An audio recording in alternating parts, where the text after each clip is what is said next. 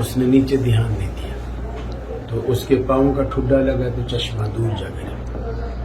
تو بچہ جو ہے وہ بھاگا.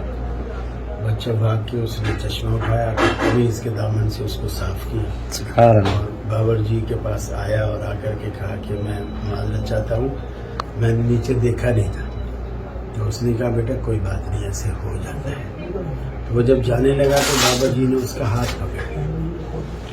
بولے بیٹا آپ بریلوی؟ دیوبندی؟ بولے نہیں. تو یہاں کیا نئے آئے ہو اس علاقے میں؟ بولے نہیں, میں 5-6 مہینے سے اہل حدیث ہوں, اس لحاظ سے آپ نیا کہہ سکتے ہو. اس نے کہا اچھا اب میں سمجھا آپ کے اندر ابھی تک پرانے جراثیم باقی ہیں. یہ جو تو نے وہاں سے چشمہ اٹھا کر دامن سے صاف کر کے معذرت کر کے مجھے لا کے دیا ہے, اگر تو خاندانی اہل حدیث ہوتا تو یہ کہتا کہ یہ چشمہ رکھنے کی جگہ ہے. چشمہ یہاں رکھتے ہیں کہ آنکھوں پہ لگاتے ہیں؟ تو یہ حال ہے. میں نے بھی سنا آپ کے کلپ تو گویا آپ یہ فرما رہے ہیں کہ اہل حدیثوں کو اخلاق کے طرف بہت ضروری ہے. بہت ویسے بھی یہ رائے ہے جی یہ کلی قاعدہ نہیں ہے, اصل اخلاقیات وہی ہیں جو اہل حدیثوں کے پاس ہے. اللہ اکبر. آپ یہ کہہ سکتے ہیں تھوڑی سی سختی کرتے ہیں تاکہ بہتری آ جائے, جی لیکن جس کا عقیدہ نہیں اس کا اخلاق سے کوئی تعلق نہیں. احسنت. نعم. کیونکہ اگر اخلاق کی یہ تعریف کی جائے تو کافر فرسٹ آئیں گے.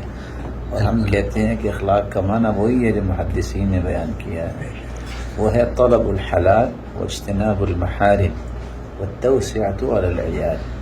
جو حلال کھاتے پیتے ہیں اور طلب کرتے ہیں اور حرام سے بچتے ہیں, صحیح. ان کا اخلاق. کافر تو کھاتی حرام, اس لیے جتنے بھی یورپین ممالک میں چلے جاتے ہیں تو اپنے ملک میں جب واپسی پہ لینڈنگ کرتے ہیں تو وہاں پھر یہی کہتے ہیں باب فضائل امریکہ, باب فضائل کینیڈا. تو یہ کوئی اخلاق نہیں ہے.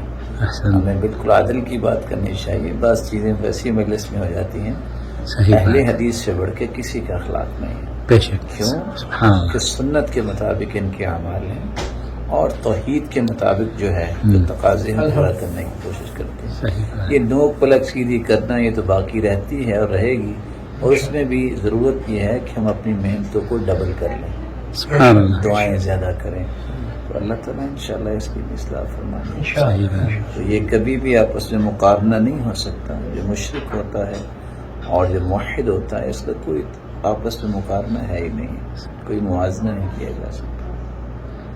باقی اصلاح کی تو ہر وقت اصل میں شاید یہ چیزیں شاید اس لیے بھی پیدا ہو رہی ہیں کہ عوام الناس, علماء نہیں, عوام الناس اہل حدیث اسی کو سمجھتے ہیں کہ جو رفع الیدین کرتا ہو, آمین اونچی کہتا ہو, فاتحہ پڑھتا ہو, وہ بھلے کچھ بھی کرتا ہو, کچھ بھی کھاتا ہو, کچھ بھی پیتا ہو, انہیں اس سے کوئی سروکار نہیں.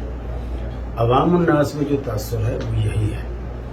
اب اسی طرح آپ نے بھی 12 دفعہ حدیث بیان کی, ہم بھی بیان کرتے ہیں کہ جو ایک لڑکا مسجد نبوی کے اندر کھڑے ہو کے کہنے لگا نا کہ یا رسول اللہ مجھے زنا کی اجازت دیجیے, اللہ صحابہ کے سامنے, اور رسول اللہ صلی اللہ علیہ وسلم سے اجازت مانگ رہے. تو آپ صلی اللہ علیہ وسلم نے, اب ہمارے ہاں اگر کوئی ایسا کر لے تو جھٹ سے فتویٰ اس کے اوپر لگے گا, یہ کافر ہے, یہ ہے, یہ اخلاق کی کمی ہی تو ہے نا. رسول اللہ صلی اللہ علیہ وسلم نے اس کو قریب کیا یا خود اٹھ کے اس کے قریب گئے, اس کی کمر پہ, کندھے پہ بڑی شفقت سے, جس طرح کے مہربان باپ بگڑی ہوئی اولاد کو سمجھاتا ہے, اس کے کندھے پہ ہاتھ رکھا, اور پھر اس کی فتویٰ بازی کی بجائے اس کی ذہن سازی کی. اس کو فرمایا یہ بتا کہ اگر یہی کچھ جو تو مجھ سے اجازت لینا چاہتا ہے, یہی کچھ کوئی اجازت لے کر تیری بہن, تیری ماں, تیری پھوپھی, تیری خالہ, سارے محرم رشتے گنوائے, ان کے ساتھ برائی کا ارادہ رکھے, تو پھر تیرا کیا ری ایکشن ہوگا؟ میں تو ایسا کر دوں. گویا اس نے اپنی غیرت کا اظہار کیا. تو آپ نے فرمایا جو جہاں تو جائے گا نا وہ بھی تو کسی کی بہن ہوگی, کسی کی ماں ہوگی, کسی کی بیٹی ہوگی. اب اس کو یہ بات سمجھ میں آئی, پھر بھی آپ نے یوں نہیں چھوڑا, آپ نے اس کو 3 دعائیں دی. پہلی دعا دی اللہم اغفر ذنبہ، اللہ اس کے گناہوں کو معاف کر. دوسری دعا دی کہ اللہم طہر قلبہ، اس کے دل کو جو غلاظت میں ڈوبا ہوا ہے اس کو گناہوں کی غلاظت سے پاک صاف کر دے. تیسری دعا دی کہ اللہم احسن فرجہ، اس کی عزت و آبرو کی تو حفاظت فرما. تو صحابہ کہتے ہیں اس کے بعد یعنی گناہ کا ارادہ تو دور کی بات ہے، ہم نے اس شخص کو کبھی راستے میں نظریں اوپر اٹھا کر چلتے ہوئے بھی کبھی نہیں دیکھا، ہمیشہ کے لیے اس کی نظریں جھکی. تو یہ کبھی تو ہمارے اندر بہرحال اسی کو اخلاق سمجھتے ہیں نا، تو وہ ہمارے اندر نہیں ہے. فرق کرنا بھول جاتی ہے کیونکہ ان کے سامنے جب یہ مثالیں ہم تو آپ صلی اللہ علیہ وسلم کے اخلاق کی لیتے ہیں جی، اور آپ صلی اللہ علیہ وسلم کے بارے میں یہ حدیث ہم پیش کرتے ہیں بعثت لأتمم مکارم الاخلاق، بے شک ان سے بڑھ کے تو کسی اخلاق نہیں. پھر وہ اللہ کی رسول تھے، کوئی رسول نہیں بن سکتا، ممکن نہیں. صحابہ کرام نے تربیت پائی. صحابہ کرام کا جو دور تھا بالکل بنیادی دور تھا. تو آپ صلی اللہ علیہ وسلم نے جو کام کیا ہے یہی ہونا چاہیے تھا. لیکن صحابہ کرام کی زندگی کی ہمیں ایک نہیں 10 ایسی مثالیں ملتی ہیں، سمجھا کر حجت پیش کرنے کے بعد ہم نے ایکشنز کیے. اب دیکھیے حذیفہ رضی اللہ تعالیٰ عنہ کتنے لاڈلے سے آگے ہیں. ایک مرتبہ غلام نے جو ہے وہ چاندی کے برتن میں پانی دیا، دوسری مرتبہ دیا، تیسری مرتبہ، اور آخر نے بھرا برتن کے منہ پہ مارا. کہ سمجھا چکے تھے کہ یہ مسلمانوں کے لیے سونے اور چاندی کے برتن میں پانی پینا یہ جائز نہیں ہے. انما یجرجر فی بطنہ نار جہنم، یہ تو جہنم کی آگ ڈالتا ہے. تو اس لیے دیکھیے عثمان رضی اللہ تعالیٰ عثمان بن مظعون کے اس صف سیدھی کرنا ہم بھی آج بچوں کو کہتے ہیں. صف سیدھی اللہ کے رسول کروایا کرتے اور کتنا اہتمام کرتے، لیکن ایسا اس وقت سلسلہ پیش نہیں آیا. اب انہوں نے پٹی باندھی ہوئی تھی تو عمر رضی اللہ عنہ نے کوڑا مار کے زخمی کر دیا پاؤں کہ تم پاؤں نہیں ملا رہے. اب یہ چیزیں جو ہیں یہ ایسے نہیں آ گئی. عبداللہ بن مسعود رضی اللہ تعالیٰ نے بچی کو دیکھ کے تو ہاتھ پھیلاتے تھے، مرحبا بابنتی، خوش آمدید بیٹی کہ تم نے قیامت کو میرے سامنے جنت کی سفارش کرنے میں مجھے لے کے جانا. اللہ. لیکن بیٹا جب آتا ہے تو اس کو بھی ایسا ہی کیا. اس نے ریشم کا لباس پہنا ہوا تھا، تم نے وہیں چیپ دیا تھا اس کو اور کہا کہ جاؤ اپنی ماں کو کہو لے تو بھی سکھا کہ کوئی اور پہنائے، یہ مردوں پہ جائز نہیں. وہ تو بچہ نہیں چل، مردوں پہ ریشم جائز نہیں. تو یہ فرق رکھنا کہ اللہ کے رسول صلی اللہ علیہ وسلم کی ذات اور ہمارے لیے حکم کیا ہے.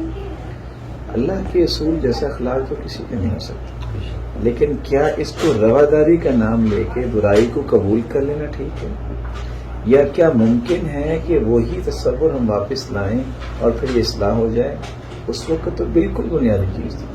اب حکم ثابت ہو گیا صلی اللہ علیہ وسلم کی وفات کے بعد. اب صحابی نماز کے اندر ہی کہ بکریاں چراتے آئے تو انہوں نے سنا کہ الحمدللہ کہیں جب چھینک آئے تو اس کے جواب میں یرحمک اللہ کہیں. جب وہ صحابی آئے تو نماز پڑھ رہے تھے تو چھینک آئے، انہوں نے کہا الحمدللہ، تو دوسرے نے کہہ دیا یرحمک اللہ. تو وہ صحابہ نے ہاتھ مارے، اس کو دیکھنے لگ گئے. تو وہ نماز نہیں کہتے وہ سکلا امیہ، تمہاری ماں تمہیں گم پائے، میں نے کیا کہا ہے. تو آپ صلی اللہ علیہ وسلم نے نماز کے وقت کو بلایا، کہا نماز میں بات نہیں کرتے. اب وقوموا للہ قانتین کے رسول کے بعد اس کے بعد تو کسی سے ہم نے بات نہیں کی. اب اگر کوئی نماز میں بات کرے گا تو اس کو سمجھایا جائے گا، بتایا جائے گا، لیکن پھر بھی کوئی بات نہیں آئے گا تو اس کی تربیت تو کی جائے گی. تو یہ فرق رکھنا ضروری ہے. اصلاح کے ایک نئی 36 قواعد جو علماء نے باقاعدہ احادیث کی روشنی میں اخذ کیے ہیں کہ اصلاح کس کس طرح اللہ کے رسول نے کی اور ہمیں کس کس طرح کرنی چاہیے. یہ دونوں کو اکٹھے لے کے چلنا چاہیے، وگرنہ تو ہم پوری کی پوری جو نا قوم کو خراب کر بیٹھیں گے کہ نہ اللہ کے رسول کا اخلاق آئے ہمارے اندر تو نہ اصلاح کر سکے. تو یہ جو چیزیں ہیں نا یہ ہر زاویے کی اپنی ضروریات. آپ صلی اللہ علیہ وسلم نے دیکھا کہ ایک شخص جو ہے وہ الٹا لیٹا ہوا ہے تو اپنے پاؤں کے ساتھ اس کو اٹھائیں.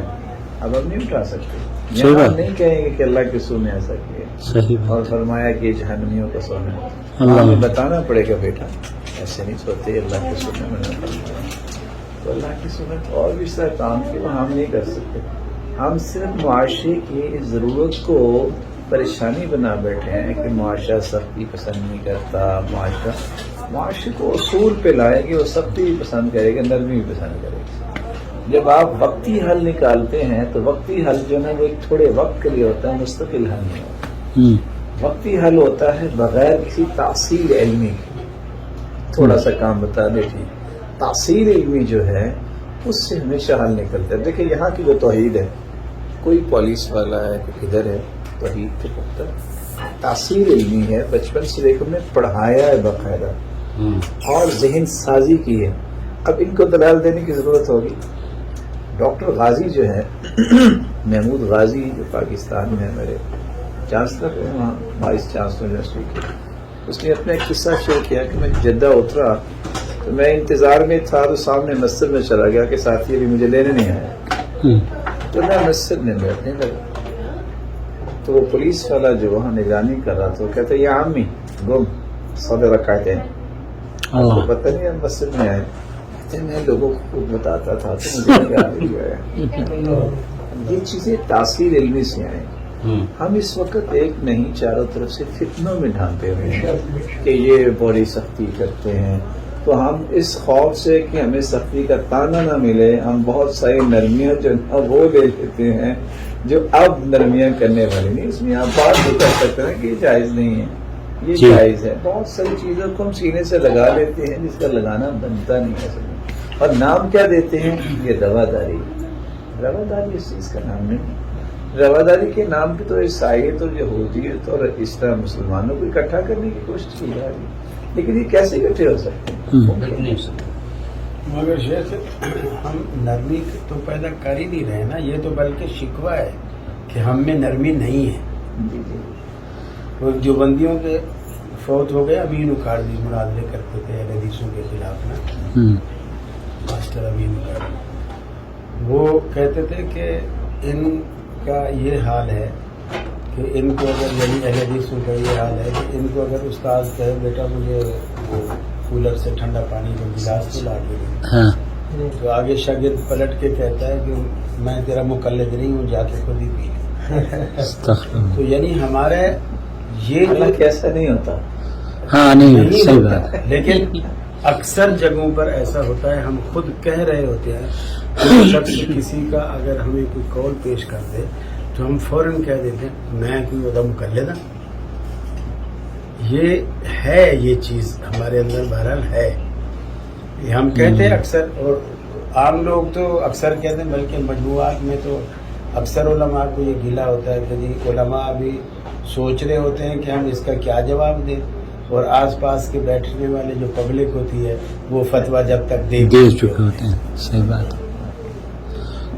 تو یہ کمی ہے ہمارے. دیکھیے پھر یہ بار گھوم کے پھر اسی تربیت پہ آ گئی بات.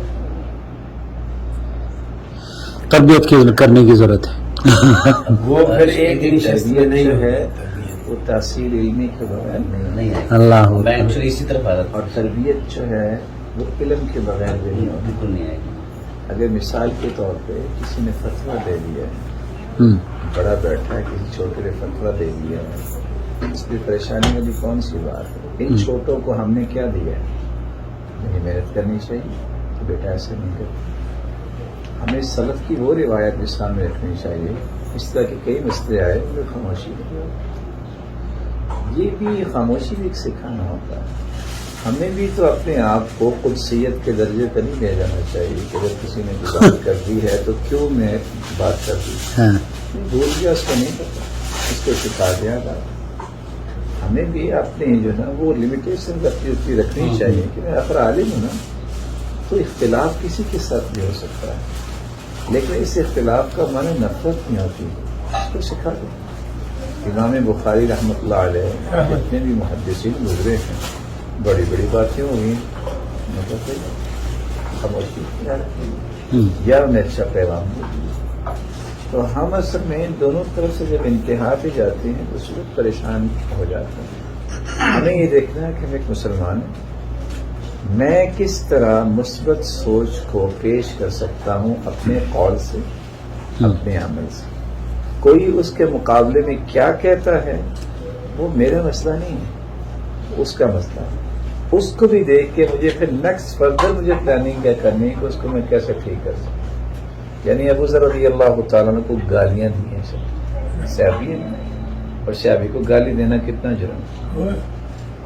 تو وہ کچھ بولنے لگے، کہا تم بولے نا میں 100 گالیاں دوں. تو مسکرا کے کہتے تم 100 بھی گالیاں دو گے تو میں نے آپ کو ایک بھی گالی نہیں دی. یہ نہیں مثال ہے. دیکھیے ابو بکر رضی اللہ تعالیٰ سے بڑھ کے کون تھا؟ عبد الرحمن بن عوف سے بڑھ کے کون تھا؟ سیدنا ابو بکر صدیق کو ایک شخص کہتا ہے آپ بھی عجیب آدمی. مسکرا کے کہتے ہیں آپ نے تھوڑا بیان کیا، میں اس سے بھی عجیب. عبد الرحمن بن عوف سے کہتے ہیں بیس الرجل انت، بڑے برے آدمی ہیں. مسکرا کے کہتے ہیں ما عرفنی الا انت، میری صحیح پہ جان آپ نے کی. یحییٰ بن معاذ کو گالی دی یہ شخص جس کے آج میں کال پیش کر رہا تو مسکرا دیے. ہمیشہ نا جو پاس بیٹھنے والے بندے خراب کرتے ہیں، جو کچن کیبنٹ ہوتی ہے بندے کی بڑی مہم ہوتی ہے. اس کو کہنے لگے آپ بزدل آپ جواب دیں. کہتے ہیں فلماذا تعلمت اذا، میں نے علم کو سیکھا اگر میں نے گالی کا جواب گالی سے دینا. عبداللہ بن عباس کو گالی دی، انہوں نے اسپیشل اپنے غلام کو بلا کے کھانا پیش کیا. یہ ساری مثالیں بھول گئی. کیا گالی دی ہے نا، جہاں 7 زمینیں 7 آسمان 14 طبق اس بات کے پابند ہیں کہ دعائیں کریں کس کے لیے جو لوگوں کو خیر و بھلائی کی تعلیم دیتا ہے. 4-5 دانے ایسے نکلے ہیں گالیاں دینے والے تو آپ مقابلہ تو کریں. شاید جبریل کی دعا کا وقت ہو جائے. شاید بھی آ رہی ہے. میں ایک بات ایڈ کرنا چاہتا ہوں جو ہمارے مخلدین ہیں. میں بھی آخر ضد کیوں کرتا ہوں کہ میری بات ہی مان لیں. امام احمد بن حنبل سب سے بڑے محدث سمجھے جاتے ہیں. ان کا ایک چھوٹا سا قول ہے، کہتے تھے قولی صواب یحتمل الخطا، میری بات ٹھیک ہے لیکن اس میں خطا کا بھی احتمال. آپ اس سے بڑے کیوں بننا چاہتے ہیں؟ راوی کہتے ہیں میں 50 سال امام احمد بن حنبل کے ساتھ رہا، انہوں نے ایک دن بھی مجھے اندازہ نہیں ہونے دیا کہ وہ زیادہ پڑھے. ایک دن بھی انہوں نے یہ نہیں کہا کہ تم سے زیادہ پڑھا. کسی کو نہیں سوچنا ہوتا، کوئی شاگرد ہوتا ہے کوئی چھوٹا ہوتا ہے، نہیں اس کو عذابات ہے تو میں بھی اپنا بڑا پن چھوڑوں. مجھے تم نہ چھوڑنا، مجھے اس کو سکھانا ہے انشاءاللہ. یہی وجہ بنتی نا کہ امام مسلم رحمہ اللہ جب ایک شخص نے بدتمیزی کی، اور اسی طرح احمد بن اشکاب جو امام بخاری کے استاد شاگرد کے بارے میں بدتمیزی کی، کہا تم چکے ہو اس ایسے بندے کے بارے میں بات کر رہے ہو کہ جس کی جو ہے وہ قابلیت مسلمہ ہے تو میری کلاس میں نہ ہے. پھر ایسے لوگ بھی پیدا ہوتے ہیں. تو ہمیں ان ساری چیزوں کو ساتھ لے کے چلنا چاہیے. ضرورت یہ ہے کہ میں اچھا پہلو کتنا پیش کر سکتا ہوں، یہ مقابلہ ہے.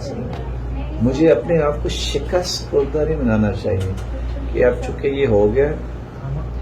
ان کے مقلد اور غیر مقلد کی بات میں ایک نہیں 10 ایسی قباحتیں ہیں کہ جس کو آپ برداشت نہیں کر سکتے. اگر آپ سے کوئی سوال کرتا ہے اس کو ادب سکھا دو، باقاعدہ اس پہ لیکچر رکھو، ورک شاپ دے دو، کتابیں لکھ دو، کوئی مسئلہ نہیں، حل ہو جائے. سیکھنے سکھانے سے ہوگا، صرف شکایت سے چیزیں حل نہیں ہوتی. ان کا تو مسئلہ ہی اور ہے، ہمارا صرف فیلڈ نہیں ہے، وہ ہم کر نہیں سکتے. احترام تو کوئی بھی نہیں چھوڑتا. ہمیں دل بڑا اسی پہ باندھیں گے.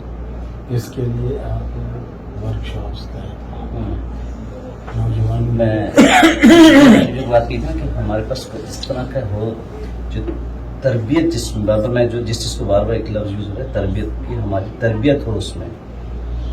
جیسے میں نے ابھی مقلد کی بات کی تھی تو ان کے یہاں جو ایک بہت ایک سلوگن جو ان کا نا کیا اپنا دین چھوڑو نہیں دوسرے دین چھیڑو نہیں، اتنا جو ہے وہ سائڈ میں ہو جائے گی. تو بنائی ہوئی بات ہے. ہاں اگر یہی چیز اللہ کے رسول کے سامنے ہوتی ہے تو عید کیسے پھیلتے ہیں؟ صحیح بات. کہ آپ نے دین چھوڑو نہیں اور کسی کو چھیڑو نہیں. لات منات عزا کی بات تو اللہ کے رسول نے نہیں کرتا. تو یہ ساری آیتیں جو قرآن میں آئی ہیں جعل الآلہۃ الہا واحدہ، یہ تو اس رسول کو توڑ رہی ہیں نا. یہ تو بنایا مخلوق کا اصول ہے نا. پتہ نہیں ابھی کوئی 10 سال پہلے کوئی 30 سال پہلے بنا ہوگا, اس سے پہلے تو اس کا کچھ جماعت اسلامی نے نکالا. بہرحال اس اصول کی بھی اس سے بھی فائدے ہی ہوئے ہیں, کیونکہ جب اصول بنا ہے تبھی اصول توڑے بھی گئے ہیں نا. ہم جیسے لوگ اصول توڑ کر ہی الحدیث ہوئے ہیں. ہمیشہ جو چور راستے ہوتے ہیں نا عاقل بھائی, ان میں برکت نہیں ہوتی. اللہ تعالیٰ نے جو قرآن اور حدیث میں برکت رکھی ہے وہ کسی اور چیز میں نہیں ہے. صدقت. اور یہ قاعدہ جو سلف کے ہاتھ ہے نا, جو حلال چیز ہوتی ہے یا جس کی اجازت اللہ نے دی ہے یا جس کو اللہ نے پسند کیا, جو برکت اس میں رکھی ہے وہ حرام چیز میں ہے.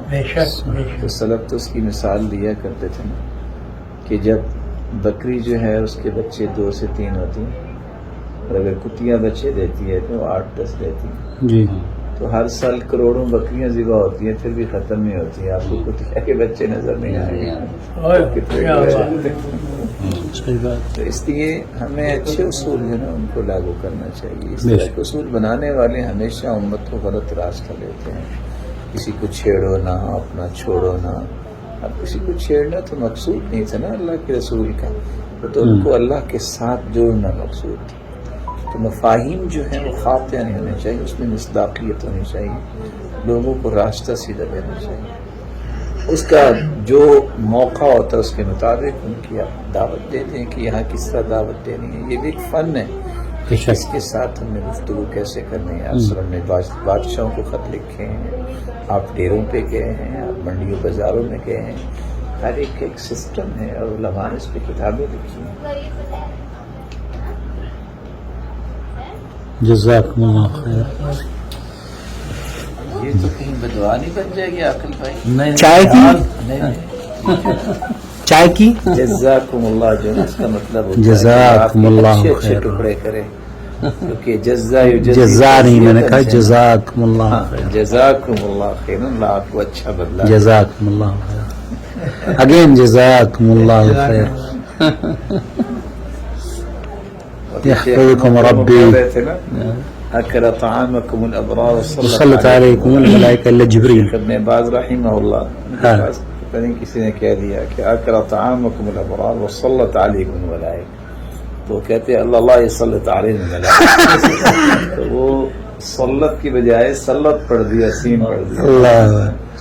تو شیخ البانی رحمۃ اللہ علیہ کھانا کھا رہے تھے, مرچیں بہت ڈالی ہوئی تھی. وہ کہتے ہیں اکل طعامکم الابرار, تمہارے کھانے میں آج نیکوں کو کھا لیا. اچھا جی. سبحان اللہ.